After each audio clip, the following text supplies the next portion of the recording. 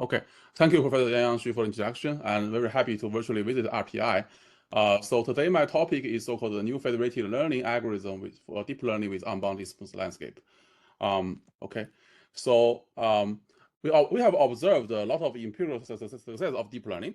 So what is deep learning? Deep learning is nothing but multi-layer neural network. So we have a bunch of input, and we just process this information to these hidden neurons, and then we got the output. And the training of neural network is nothing but comparing with the output with the predicted output, and then we just back propagation to the error. And it's actually observed a lot of success in different domains, including computer vision, in which we use convolutional neural network, and in natural language processing, we use recurrent neural network and transformer. And in generative modeling, we use the generative adversarial networks or diffusion models these days. And in game, we use reinforcement learning and policy networks. So deep learning is very, very successful. And what's the mathematical foundation of deep learning? So, for example, the left-hand side is a picture architecture of AlexNet. So the AlexNet have several different layers, convolutional layers, fully connected layers, max pooling layers, and so on and so forth for image recognition. Okay, that is actually the first network which actually revolutionized the deep learning. Okay, and what is AlexNet in mathematical formula? Here, X is actually the data, the feature of the image, for example, and W is the model parameter. And we just feed forward this X to this neural network f of W, and we get this output. You can see that W is parameterized layer by layer. For example, WL is the L's layer of the neural network. And we are trying to minimize the expected loss, right? Here, X and Y is the feature label pair, L is the loss function, f of W is the predicted label, and Y is the ground truth. We just try to minimize this function, okay? This function is extremely complex. For example, it could be a non-convex function, like the right-hand side. It has local minimum, local maximum, global maximum. Okay, and it's generally difficult to find the global optimal solution for non-convex function. So usually our goal is trying to find the stationary points whose gradient is small. Okay, and how people train deep learning is surprisingly simple. People just typically use stochastic gradient descent method to train deep learning. Okay, what is SGD? It's very simple. So every time they sample one data point, xt comma yt, and the algorithm moves towards the negative stochastic gradient direction. Here, the eta t is the learning rate, and this is the stochastic gradient based on the current model wt, current data point xt and yt. Okay, and SGD, you can understand SGD as a noisy version of gradient descent, and is actually more noisy, but it can also converge to global minimum in convex case. Okay, in non-convex case, we can guarantee that it can converge to stationary points. So everything's good, the theory is good, practice is good. But actually, there is one thing which is actually not discussed in the deep learning literature, which is assumptions in optimization for deep learning. Okay, what kind of assumptions we can make for deep learning networks and optimization algorithms, such that we can analyze those algorithms. Okay, so people typically assume the smoothness assumption, which is actually a canonical assumption in optimization, right? What is the L smooth function? It's very simple. You just assume that the gradient is L Lipschitz, right? If you assume this function, assume this property, we can basically have very good, nice properties. For example, if for a smooth function, if gradient goes to 0, it actually means that it's approaching to a local minima or global minima, right? And also, the function is upper bounded by quadratic function, such that it's easy to analyze. And that is so-called descent lemma. So SGD can decrease loss function monotonically in expectation. Okay, so that is very good. Everything is nice, but SGD is not sufficient for the modern deep learning. So I'll give you one example. So in recurrent neural network, we will encounter the gradient explosion problem. Let me illustrate why. So the recurrent neural network is very useful for the language modeling or the sentiment classification, something like that. And this example is for a text classification task. Let's say we have a sentence so-called the food was really good. It can be some review on Yelp, right, or some website. And we want to classify the sentiment of this sentence, right? And this sentence is actually a positive sentence. And how can we learn this sentiment of the sentence, right? People usually use the recurrent neural network. So every time we input a new word, and then we process this word to a cell, a recurrent cell, and then we get a hidden state, H1. And H1 is the hidden state, which actually is nothing but the memory context. And then in the second timestamp, we just summarize all the information in the previous hidden state and the current new word food. Then we get the next hidden state, H2. Okay, and so on and so forth. We just go through this network until we get the last hidden state H5, and our classifier is built upon the representation of H5. right? That is the recurrent neural network. And mathematically, you can understand RNN as the following. Every time the new state is generated from the current input and old state, and W is the recurrent cell, right? And the important thing is that the W is shared over time, which means that at different timestamp, we use the same W, right? So that is a recurrent neural network. And we want to use gradient-based method to train this network, right? And what's happened to the gradient? We want to analyze the dynamic of gradient, right? So, formula of the gradient. So for example, if we consider the gradient flow, we want to calculate the partial gradient from t's timestamp to k's timestamp, which is the chain rule, and we can get this formula. This formula is actually, you can see that it's a product of the W matrix multiple times. And this diagonal matrix of sigma prime, it can be regarded as constant, okay? And the W recurrent matrix transpose is actually multiplied for many times, multiplied for t minus k plus 1 time. So it will cause problems. For example, the gradient will explode for long input if the recurrent matrix W have eigenvalue larger than 1. Let's say you have an eigenvalue 1.1 and your sentence is like 100, right? We have 100 words. Then your gradient is actually 1.1 to the power 100, which is very large. That is so-called gradient explosion problem in deep learning, okay? And obviously, from optimization perspective, it's not a smooth function anymore. For example, W to the power 100 is not a smooth function, right? Because the Hessian is not bounded. Hessian is not bounded. Okay, that's the real problem in deep learning. And our goal is trying to, design some optimization theory for this kind of neural networks. Okay, and first I want to introduce the notion so-called unbounded smoothness, which is the central concept of this talk. So what is unbounded smoothness? The motivation is that smoothness is not satisfied in many cases. For example, all the univariate polynomials like x to the power 4 or exponential function of x, which does not have the bounded smoothness, right? The Hessian is not bounded by constant. And more importantly, it's a practical assumption. It's not a contrived theoretical assumption. Zhang et al. They show that some deep neural network indeed have unbounded smoothness in the LSTM training, which is the variant of recurrent neural network. Okay, and they due to that reason, they actually introduced a weaker notion, so-called relaxed smoothness, or L0, L1 smoothness, and they show that empirically that it holds for LSTMs, it's so-called long short-term memory networks. Okay. And what's the definition of L0, L1 smoothness? It's basically very simple. It means that the Hessian is bounded by L0 plus L1 times gradient norm, right? The key idea is that, okay, if L1 equal to 0, then it's actually recover the standard smoothness. But if L1 is larger than 0, then they allow the Hessian magnitude to increase in terms of gradient norm, which means that if gradient norm is large, the Hessian can be large, right? This is the assumption people trying to model this kind of gradient explosion problem or unbounded smoothness.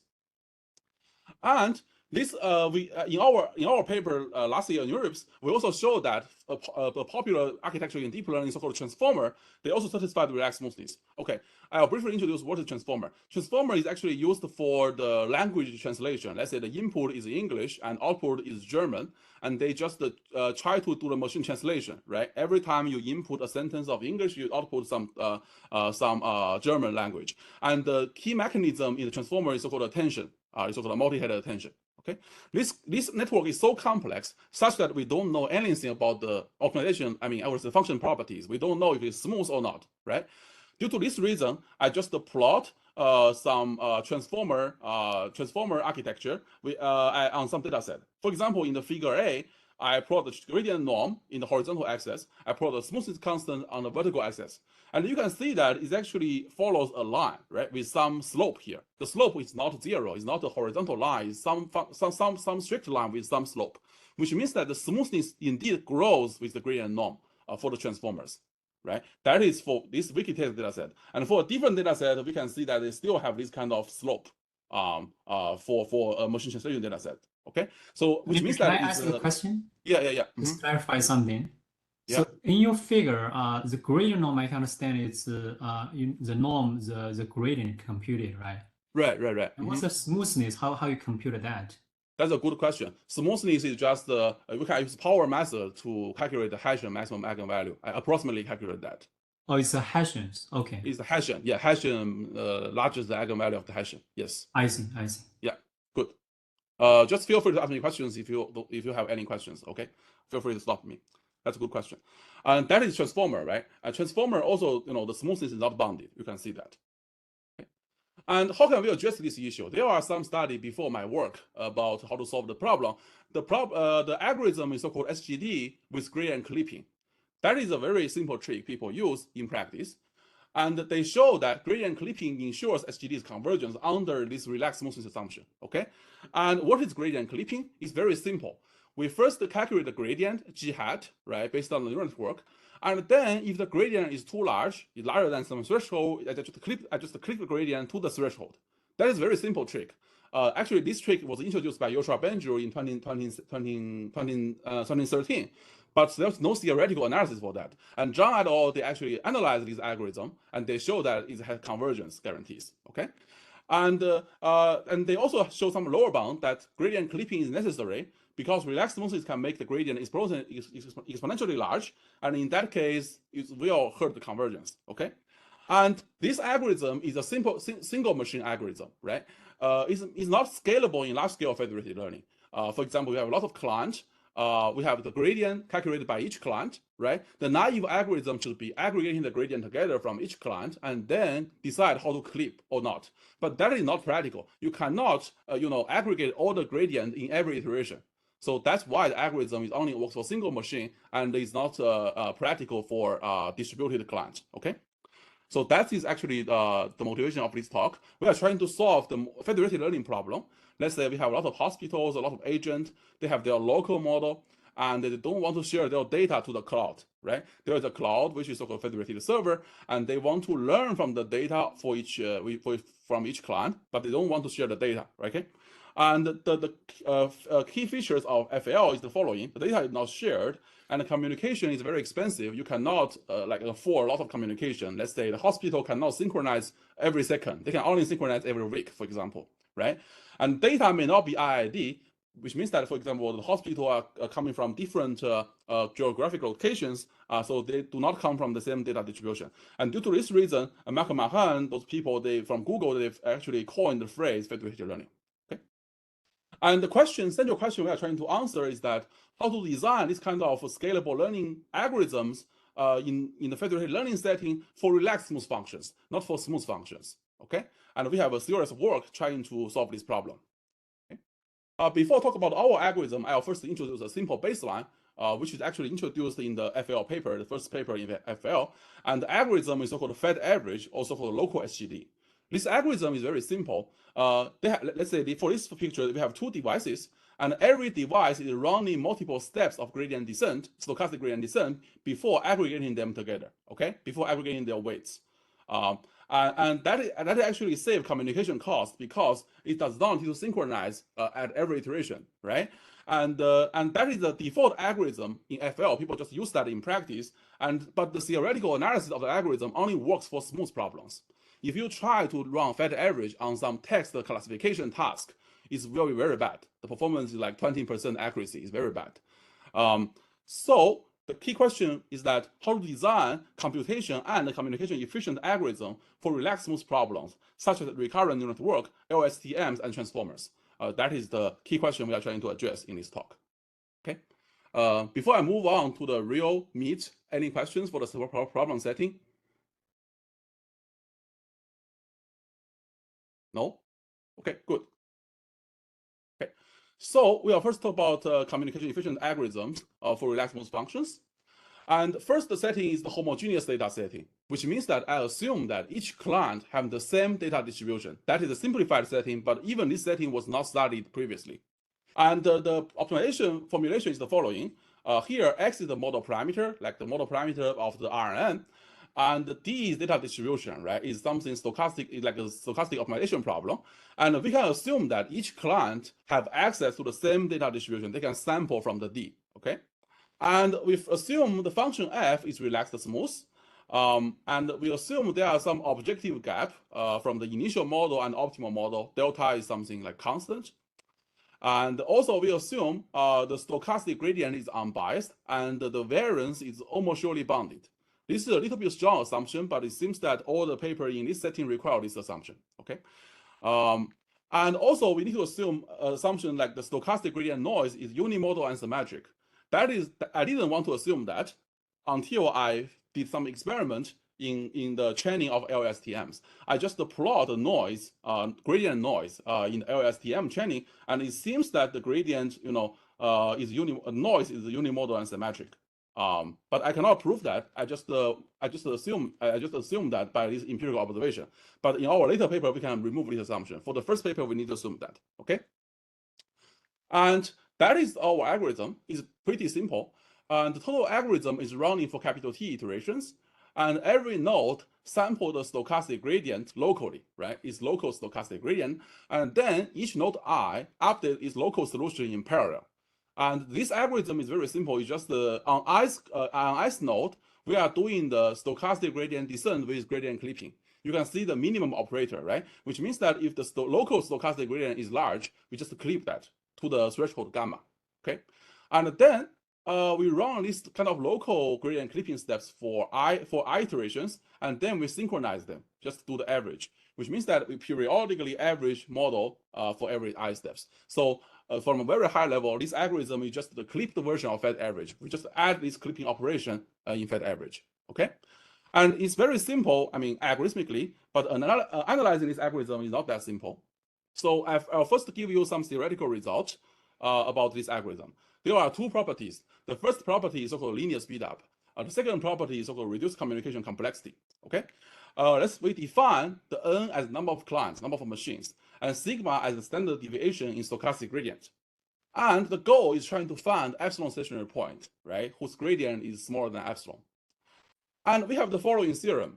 If we choose the clipping threshold, gamma, learning rate, eta, and local steps in this way, and if we want to find epsilon stationary point, then the iteration complexity is big O delta L0 sigma square over n epsilon 4. Okay, this result means that this is linear. It actually means that the algorithm enjoys linear speedup, which means that if we have n machines, we need the number of iterations is divided by n, right? Which means that we don't waste iterations on each client. It's so-called linear speedup.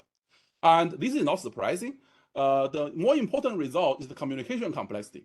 The communication complexity is something like delta L0 sigma over epsilon 3.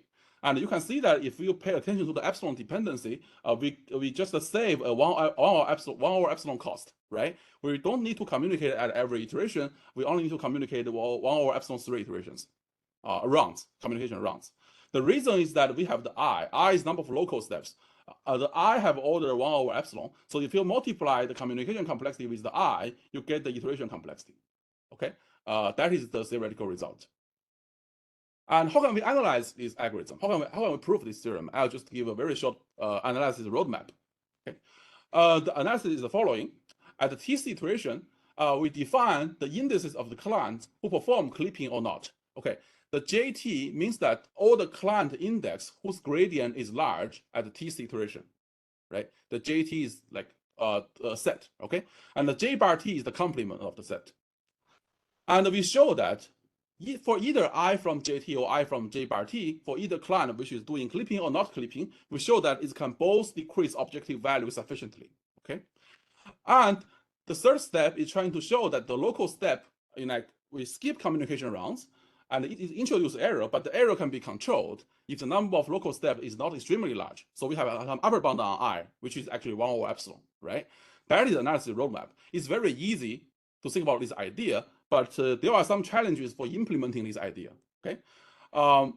We choose learning rate. That is easy. Just choose learning rates, threshold, local steps to get this kind of linear speed up and reduce communication rounds, okay?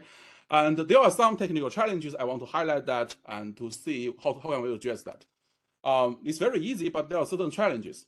The first challenge is that the standard descent lemma in smooth case does not work. We do not have something like the Taylor expansion and do the descent lemma for the SGD for smooth functions. We don't have that anymore. And the solution is that we introduce a new descent lemma in the relaxed smoothing setting, and we show that is amenable to local steps because the previous lemma in the single machine case do not work for local steps, and we want to have some lemma which is friendly to local steps, such that we can easily incorporate the error of local steps into the descent lemma. Okay, and the insight is the following: if the learning rate is small, the loss function can monotonically decrease when the synchronization happens, even if the landscape is not smooth, it's unbounded smooth. And also the local step do not hurt too much because otherwise we may have the divergence. Yeah, that's the first solution. And the second technical challenge is actually from the proof. If we consider the stochastic gradient for the non-clipping client, let's say the client I does not perform any clipping operation, right? Then we must encounter this term. This term is the stochastic gradient times indicator function of the gradient norm less than alpha.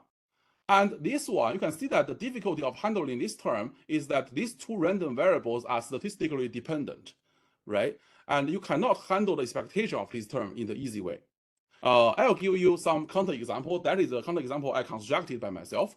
Let's consider we have the following probability distribution of the G. G is the stochastic gradient, is this quantity, okay? And I have the following distribution. If G, the probability of G equal to 2 equal to 0.2, probability of G equal to negative 2 is 0.3, probability of G equal to 3 is 0.5, and alpha is 2. The threshold is 2, okay? And then if I calculate the expectation of this quantity, right?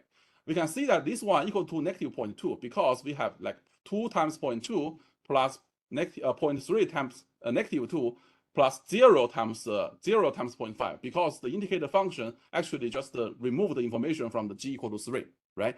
In that case, basically this expectation is negative 0.2, right? But if we check the ground truth expectation of the gradient, it's basically 1.3. The numbers are not important at all, but the direction is important, which means that if we have expectation of this quantity is basically negative, but the ground truth gradient is positive. If you move towards this direction, in the average sense, you are moving in the wrong direction, right? That's the problem. That's the difficulty of analyzing this kind of algorithm. And how can we address this issue? We want to avoid this kind of pathological distributions, right? Remember, we have the distributional assumption, which is unimodal and symmetric, right? The noise is not so adversarial, it's something benign, okay? Under this benign assumption, we introduce a new lemma to show that the expectation of stochastic gradient in the non-clipping client aligns with the true gradient up to a constant factor, which means that this stochastic gradient, the sign of the stochastic gradient actually aligns with the ground truth, okay? Mathematically, it's actually the following lemma. If we assume G have the unimodal and symmetric noise, this expectation can be equal to a probability of G norm less than alpha times some diagonal matrix times expectation over G. Here, the diagonal matrix lambda is actually from C1 to CD, and every entry is from 0 to 1. Okay, you can see that coordinate-wise, every coordinate of the left-hand side is of the same sign of the coordinate of EG, because the lambda is all positive. Okay, so in that way, we can avoid this kind of pathological case such that gradient, will move to the wrong direction. Okay, that is the second difficulty, and we are trying to address that using this kind of assumption. And then we have some experiments for this algorithm. We trained the deep neural network on 8 V100 GPUs, and we consider two tasks. The first is language modeling, which is trying to predict next word. And the second one is image classification on ImageNet. Okay, we compare our algorithm with different I is number of local steps, versus the naive parallel algorithm, which actually communicate at every iteration. And we have the following experimental result. The horizontal axis is the word clock time per second, and the vertical axis is the training loss. And you can see that we can choose very large I, like I equal to 16, and the performance is still good. It still can converge extremely fast. And it's much, much faster than a naive parallel SGD clip, which is something like the single machine algorithm. And that is very slow. The brown curve is very slow. Okay. And the same thing happened in the ImageNet classification. And we compare with two baselines. The first baseline is by a Facebook paper, so-called train ImageNet in 1 hour. And second is naive parallel SGD clip. And the third one is our algorithm with I equal to 4. We just run 4 steps of gradient descent until we until we actually communicate. And you can see that the training accuracy that actually grows much faster than those other two baselines, as well as validation accuracy. Okay, which means that gradient clipping with local step does not hurt for the convergence, and it actually accelerates the training. That is actually our first result. Can I ask a question here? Yeah, good. So in your theorem, the I will not affect your iteration number, right? No. Yeah. It just affects the communication rounds, right? Right. So then from your figure, does that mean you have like a bigger I, then you save this running time? Is that because the communication takes time? Right. Communication is a bottleneck. So when you have large I, you save communication, but I cannot be too large, otherwise it may not converge. Okay. Right. What is setup of your machine? It's actually like a cluster. I have 8 machines, and every machine have 4 GPUs, and you just communicate inter-machine and just like an inter-cluster. They have the communication. Okay, it's not like the GPU on a single machine. Then No, you have the communication between servers. Yeah. Oh, I see. Okay. That's why it's very slow if you don't skip enough rounds. Yeah. Okay, you use like some WLAN or Wi-Fi link to communicate. White line. Yeah. White line. Yes. Yeah. Good. Thank you. No problem. Yeah, that's the first result. And I'll move to the second one. A second one is trying to, as I mentioned, the previous setting is for homogeneous data, right? Which means that every client have the same distribution. But in practice, it's not the case, right? We may have non-IID data, right? For different clients, okay? How can we address this problem? So the first question we are trying to ask is that if we naively apply the previous algorithm, local gradient clipping, to this setting, does this work for heterogeneous data, okay? This problem setting is the following. We have this kind of objective function, which is the average of the local objective function. Here, fi is defined as this expectation form. And the key difference is that here we have the di. Di is data distribution, and di are different across different i's, right? They have different data distribution. And we show that the local gradient clipping algorithm, the previous algorithm, does not work. We construct a very simple counter example to show it does not work. Okay, so that's the simple quadratic example we constructed. Here, the first function is actually 1 over 2x squared plus a1x. The second function is 1 over 2x squared plus a2x. The only difference is actually a1 and a2. If they are different, they have different function, okay? And I choose a1 to be negative gamma minus 1 and a2 to be gamma plus 2. Here, gamma is the clipping threshold, is something larger than 1, okay? And the optimal solution of this function is easy to compute. It's actually negative a1 plus a2 divided by 2, which is negative 1 over 2. Okay, that is optimal solution, which is also the only point whose gradient is smaller than epsilon, is some 0 gradient. Okay, so we have to find this solution in this function. Okay, so if we run this algorithm and the initialization is 0, we run this algorithm start from 0, and we run the local gradient clipping algorithm with learning rate 1. 1 is smoothness constant of this function. Okay, on each client for 1 iteration. And then you can see that, okay, the gradient for the first function is actually x plus a1. The second gradient is actually x plus a2. But because a1 and a2 magnitudes are so large, such that we have to apply gradient clipping there, right? Then we can get the first machine will get the solution gamma, and the second client will get solution negative gamma, right? And then if we merge them together, average them, we can get 0 again, which means that the algorithm gets stuck.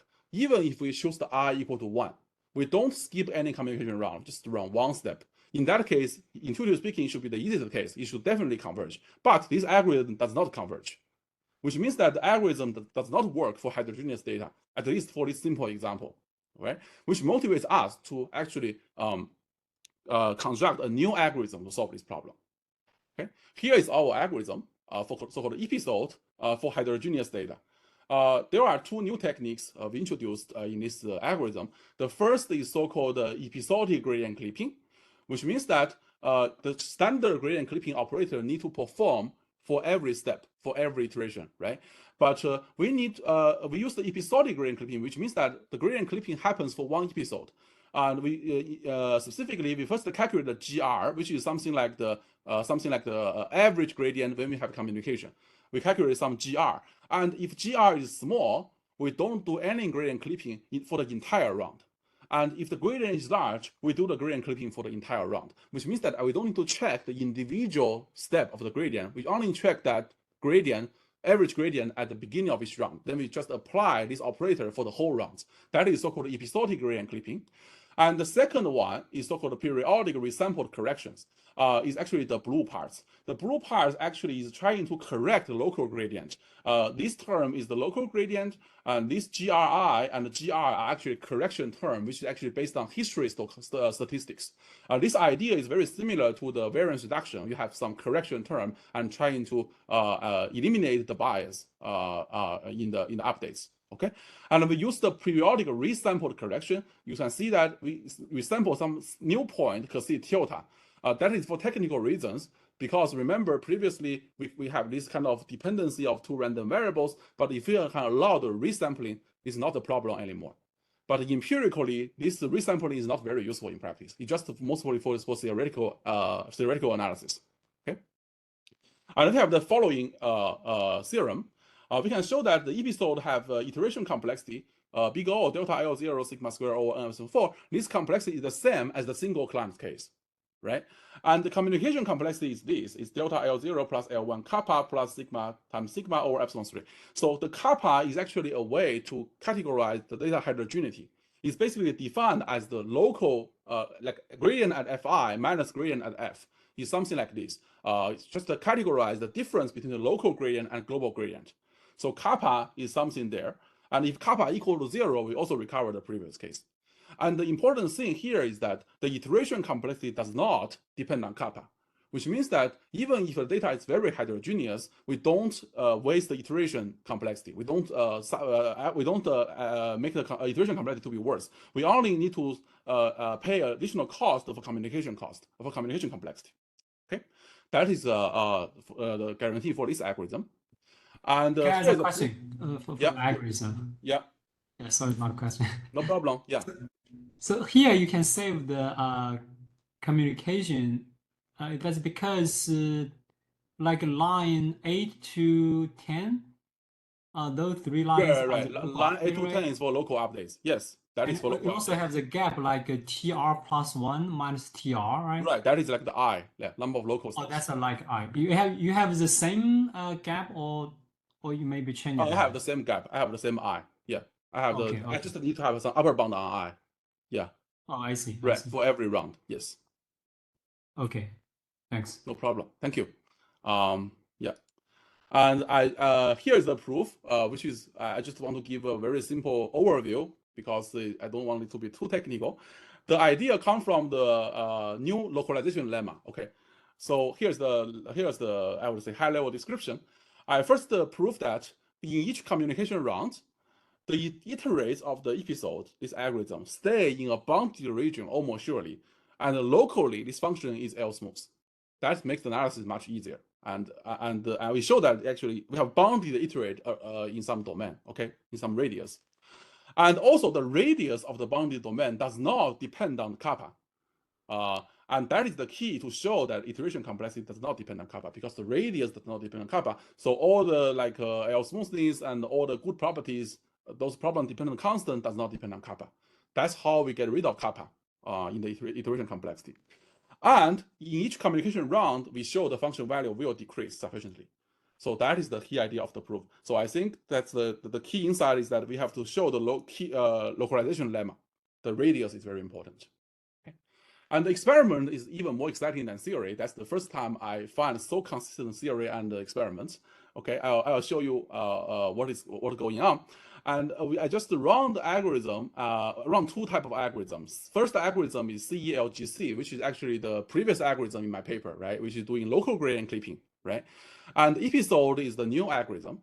And here the S is the similarity, And the task is trying to do the recurrent neural network for the text classification, okay? And we have the heterogeneous data, but if S is large, which means that it has higher similarity and a smaller heterogeneity. So larger S means that the task is easier, okay? And if you can see this algorithm curve, the CELGC definitely is affected by S. If the S is large, the learning curve is better, right? Because the task is easier, right? If the S is smaller, like 10%, this curve is worse. And our algorithm in episode is actually resilient to the kappa. Basically, for whatever S I have, the learning curve is basically the same. Okay, And which means that episode does not suffer from high heterogeneity, but the local gradient clipping suffer from heterogeneity significantly. And here, this black line is like I would say the upper bound performance, which is a naive parallel clip. If I consider epochs instead of time, that algorithm should be the upper bound performance. And you can see that our algorithm is actually very close to the upper bound performance.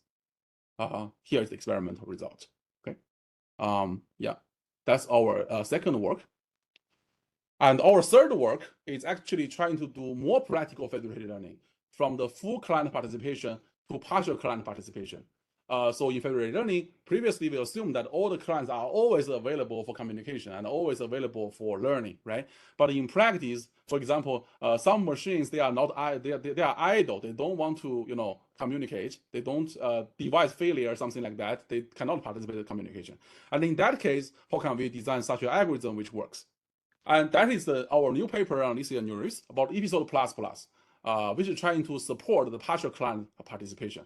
Okay, the algorithm is very similar. The only difference is that how we construct the GRI, and the GR.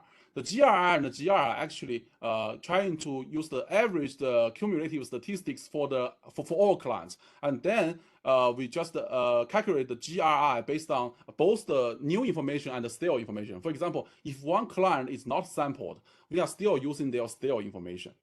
So that is the episode plus algorithm. And we can show the following theoretical result.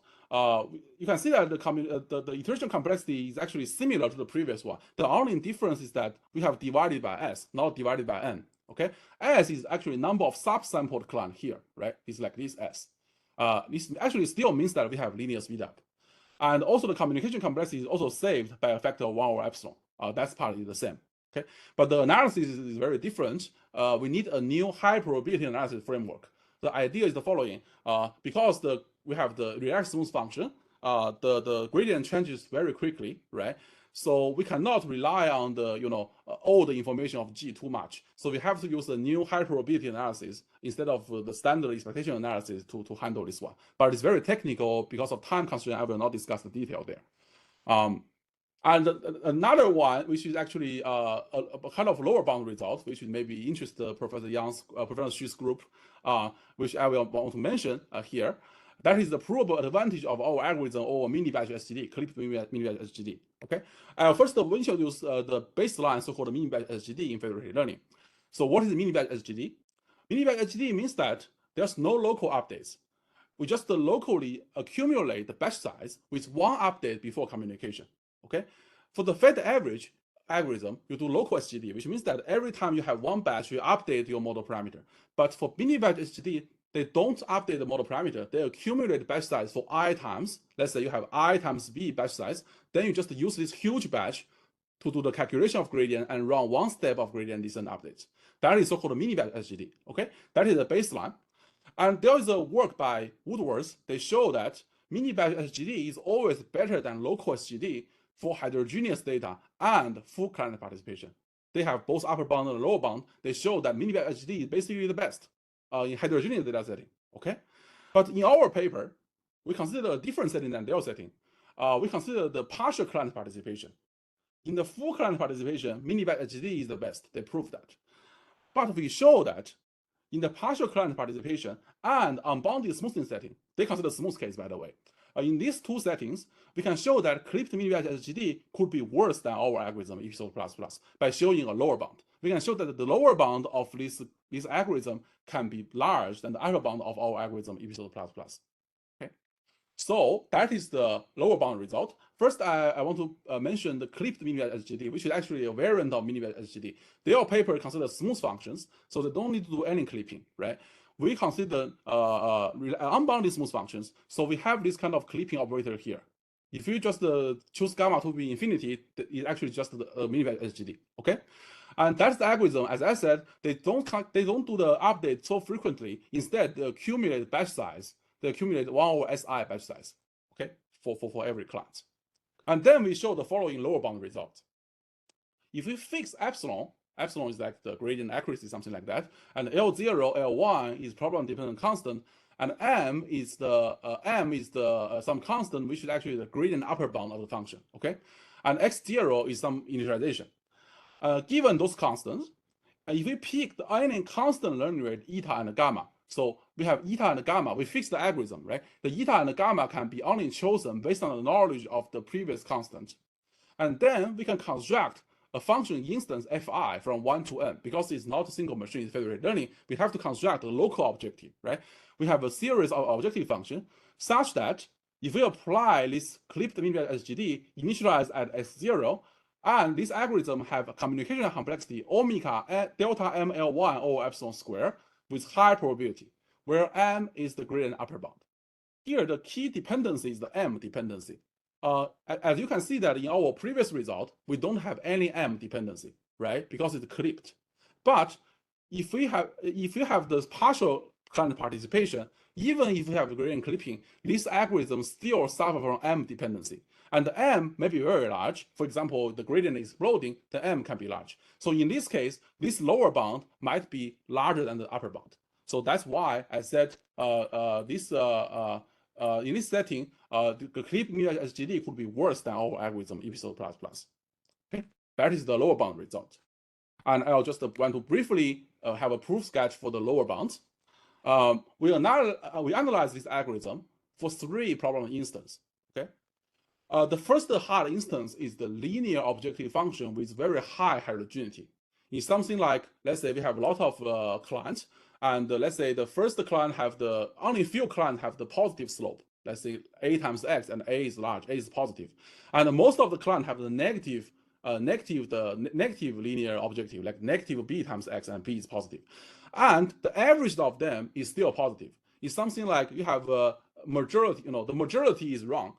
One of them is right, but the right one have very large magnitude, such that the average still towards to the right direction, something like that. Okay, and for this kind of linear objective with very high heterogeneity, we show that if the clipping threshold is small, which means that we are basically doing clipping for every step, then we show that the clip minibatch SGD will never converge with some probability delta, right? That's the first hard instance. And the second hard instance is for homogeneous exponential local objective. Homogeneous means that every client have the same objective, but the function is an exponential function. The exponential function is actually relaxed smooth, is unbounded smooth, right? And for this function, we show that clip minibatch SGD cannot converge if the learning rate is not sufficiently small. If the learning rate is larger than is 1 over L1M, in this case, the function cannot converge. Okay.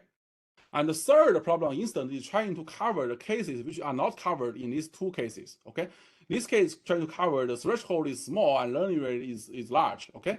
And in the third case, if the threshold is large and learning rate is small, right, then the convergence rate of this algorithm will depend on m for the third problem instance with a homogeneous linear objective. You can see that the reason is that the learning rate depends on m, and if clipping threshold is so large, in that case we don't do any gradient clipping, right? In that case, we are doing gradient descent with a small learning rate, and the learning rate depends on m.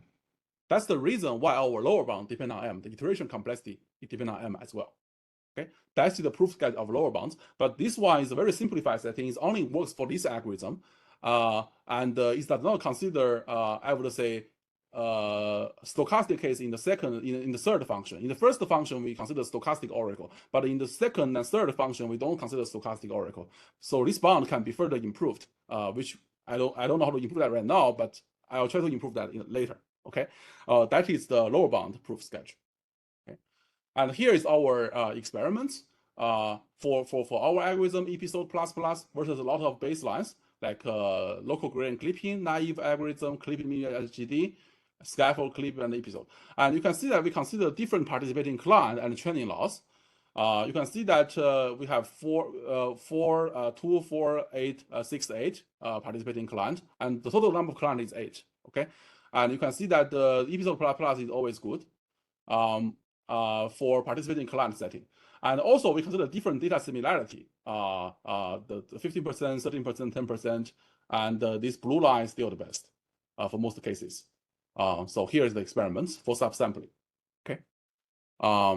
Yeah. So I'm not sure if you still have time. We have 15 minutes. Maybe I can quickly go through another part, which is not federated learning, but is still for unbounded smoothness functions. This part is for single client setting, okay? And the idea is trying to use design a new algorithm, which is actually for layer-wise relaxed smooth functions. Okay, I'll give you some motivation here. We want to train transformers, right? Transformer is very popular for language modeling, and we can see that if we plot the gradient absolute value and smoothness, as I did before, have very different, I would say, magnitude at different layer. If we plot different layers, this layer have 10 to the power 6, 10 to the power 9. This power magnitude is 10 to the power 8, 10 to the power 6 for different layers. You can see that the key take-home message is that relaxed smoothness parameters differ from layer to layers. So how can we design some algorithm to work in this case? If you naively apply gradient clipping with universal learning rate for every layer, it doesn't work at all in practice. So the question we are trying to answer is that how to formally define the layer-wise relaxed smoothness. Different layers have different relaxed smoothness. And people use Adam for training transformers, and I don't understand why. I want to understand why people are trying to use Adam. And how can we take advantage of this assumption to design a better adaptive algorithm for training transformers? That's the motivation of this work. Okay, I first want to define a so-called coordinate-wise relaxed smoothness, which can be understood as a generalization of relaxed smoothness. Okay, so here's the definition. Here, the L0 and L1 is not scalar anymore, it's a vector. It's a vector. And we say a function is vector L0, vector L1 smoothness, coordinate-wisely. If for any 2 points x and y, if they are close to each other, then every coordinate have this kind of relaxed smoothness assumption. It's something like for each coordinate, the difference of the gradient can be bounded by some averaged L0 plus L1 times this kind of coordinate times the distance of y minus x. It looks very complicated, but you can show that if all the L are the same and all the L1 are the same, all the coordinates are the same, then this actually recover the normal version of the assumption, the normal relaxed smoothness assumption. Okay, and the question is that can we analyze the modern coordinate-wise algorithm with this assumption, right? And do we really need gradient clipping in this case? For example, in Adam, there's no gradient clipping. Okay, and just in case you don't know Adam is a popular algorithm in deep learning. It has a lot of citations, and the algorithm is very simple. It's just to keep the first order moments MT and VT, which is the moving average of the first order moments and the moving average of the second order moments. And then they are doing something like moving towards the direction of MT over square root of VT. Here, the square root is taking coordinate wisely. Okay, that is the famous Adam algorithm. And I did one experiment on GPT-2. Okay, I found that if I do Adam with clipping and Adam without clipping, the learning trajectory are basically the same. You can see that the orange curve basically overlapped with the blue curve, which means that the Adam basically have some almost sure bounded updates and clipping seems not necessary. I don't need to do any clipping, right? If I do clipping, I make sure I have bounded updates. If I don't do clipping, the learning curve is still the same, which means that Adam may not need the clipping, and Adam, the gradient clipping may be implicit in Adam type algorithm. Okay, that's my conjecture. And due to that reason, I actually propose a new algorithm which is very similar to Adam. I cannot prove Adam directly. I can prove something similar to Adam. Okay, the only difference between this algorithm and Adam is actually for this line, for the VT. The VT in my algorithm is trying to do the second order moments for the MT square. For the moving average square, but not for the GT square. The Adam is doing the moving average over GT square. I'm doing something like moving average, right? MT is already moving average for the gradient. I'm doing the MT square in terms of beta 2 for the VT, right? This is the algorithm for so-called generalized SGD, and it's just a little bit different than Adam, and I can prove some theory for that. And if I run this algorithm for T iterations, if I choose those parameters in some way, I can prove that the gradient 1 norm can be bounded by 2 parts. The first part is polynomially decay parts. The second part is exponentially decay parts, and M is gradient upper bound. And the second part is not important because it's not dominating, and the first term is dominating, right? If I want this first term, this gradient to be less than epsilon, the T is actually 1 over epsilon 4. That actually matches the single machine complexity result, okay? And the second result is like if I run this algorithm with beta 2 equal to 0, then actually the second term, this term just disappear. I only have the first term, right? That can also match the SGD result in the smooth setting, okay? And I have some experiments on transformer tasks for translation. I train a 6-layer transformer on this machine translation task. I want to translate German to English, and you can see that those algorithms like SGD, SGD clip, SGD momentum, which use the universal learning rate, doesn't work at all in this transformer task. Because as I said, they have different parameters at different layer. So they are very bad in terms of performance, but Adam is good. The Adam can converge very fast. And our algorithm is similar to Adam, and in terms of training loss is a little bit worse than Adam, but in terms of test loss is a little bit better than Adam. So this might suggest a way that the Adam is doing some implicit clipping, and that's the why Adam works even for transformers. Okay, and here's the summary. I first want to introduce the relaxed smoothness assumption in deep learning. I want to convince you that this assumption is important. It works for a lot of sequential data analysis applications like the language modeling, translation, these kind of tasks. And I first introduced the communication efficient federated learning algorithm for both homogeneous and heterogeneous data. And in these two works, I assume that we have full current participation, okay? And I also introduced the algorithm in the partial current participation case. And I showed there's some lower bound such that this algorithm is even better than a difficult, very good baseline minibatch SGD, right? And also I mentioned the Adam type algorithm, which is generalized than SGD for relaxed smooth functions, which is competitive to the best tuned Adam.